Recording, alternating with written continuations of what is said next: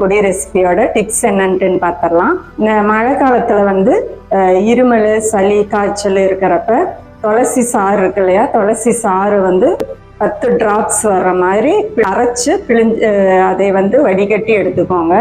துளசி சாறை அதை வந்து சுடுதண்ணியில வந்து கலந்து குடிக்கிறப்ப இந்த இருமல், காய்ச்சல் இதெல்லாம் வந்து சரியாயிடும். கொஞ்சம் வீட்டு வைத்தியமா இந்த துளசி சாறு இது மாதிரி எல்லாம் சேர்த்துறப்ப இந்த கிளைமேட்டுக்கு, இந்த மழை காலத்துக்கு வந்து நல்லா வந்து சரியாகும்.